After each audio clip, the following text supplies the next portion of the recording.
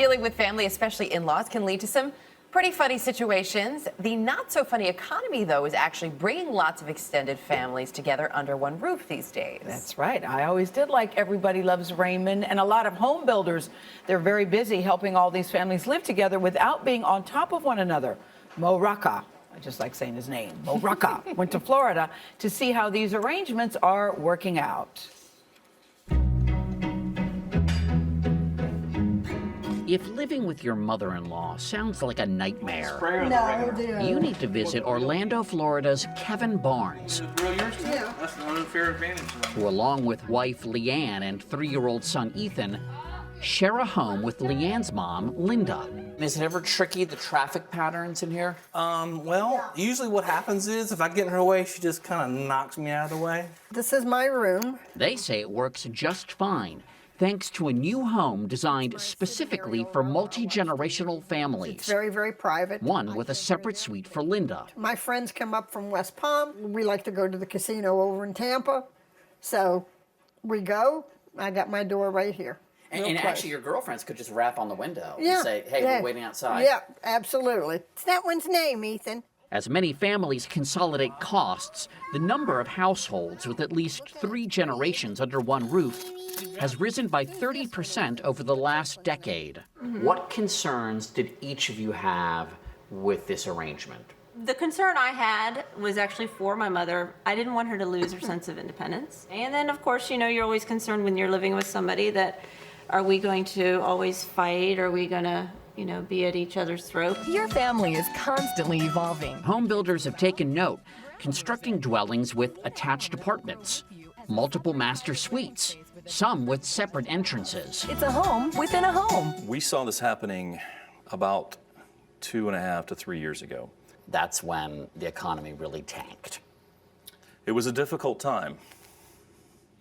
It tanked, but right. And so, George Glantz of KB Homes estimates that 25% of the houses built in their newest Orlando development are designed for multi-generational use. They have their own bedroom, bathroom, and then a space that they can call their own. And they're selling quickly. for a grandparent who is moving in, what are some of the things that are important to that person? It's more about the extended family member not disrupting the lifestyle of the core family. Okay. I smell sitcom. 2 months ago, Jane Summer moved in with her son, daughter-in-law, and their 2 daughters. Now they're living under one roof without living on top of each other, thanks to separate suites. And while her son and daughter-in-law work, Jane cares for granddaughter Sarah, saving the family $1,000 each month in daycare costs. That's right. But the benefits are more than financial. What's the best part about this arrangement? Being with family, sharing activities, and just life. What do you think of the way that he prepares his burgers? At the very least, it makes routines a little less routine. I don't like the ground chuck because it's got fat in it. These two are always going at it as who's got the best food this, who's got the best food that. It's the fat that makes them taste good. Linda, your rebuttal? Rebuttal, I think he's crazy. While I give overwhelming kudos to Linda's deviled eggs, I think that I might give Kevin's burger the edge. It's war. You did it now, Jack. It's war. I gotta live with her. Mo Rocca. I know. You always give the mother-in-law the edge. I know. Her burgers actually were better, but the guy scared me. But you felt bad. You felt bad for him. A I little bit, understand. a little bit.